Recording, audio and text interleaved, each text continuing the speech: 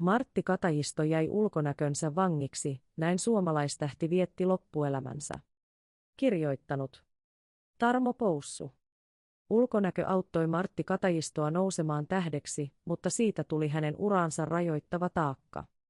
Sotien jälkeisen Suomen suosituimpiin elokuvatähtiin lukeutuneen Martti Katajiston 1926–2000 ulkonäössä kohtasivat kiehtovasti miehiset ja naiselliset piirteet.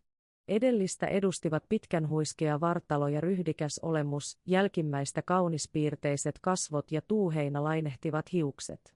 Androgyynin vaikutelman täydensivät silmien kaihoisa katse ja aistikkaan täyteläiset huulet. Katajisto ei syntynyt kultalusikka suussa. Hänen isästään ei ole tietoa ja hänen äitinsä työskenteli maatilan karjakkona Parkanossa synnyttäessään aviottoman poikansa joulukuussa 1926. Äiti ei pystynyt yksin huolehtimaan pojastaan, vaan antoi hänet isäntäperheensä kasvattilapseksi. Suomalaisen miehen muotista Katajisto poikkesi jo lapsena. Raisujen poikaleikkien sijaan hän harrasti runonlausuntaa ja näyttämötoimintaa Parkanon nuorisoseurassa.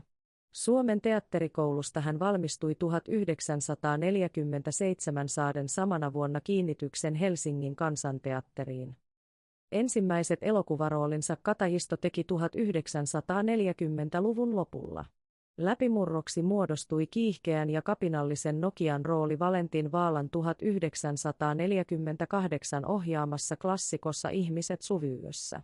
Suomalaisen elokuvan ensimmäiseksi homoseksuaaliksi mieshahmoksi tulkittu rooli oli kuin Katajistolle luotu, ja hän tulkitsi sen uhman ja epätoivon riipaisevan herkästi. Vaikka Ihmiset suviyössä toi Katajistolle parhaan miespääosan Jussin, hän ei enää koskaan saanut Valkokankaalla toista sen veroista tilaisuutta. Seuraava pääosa prinssinä Edwin Laineen satuelokuvassa Prinsessa Ruusunen 1949 toi hänen ylleen sitkeästi istuneen kiiltokuvapojan leiman.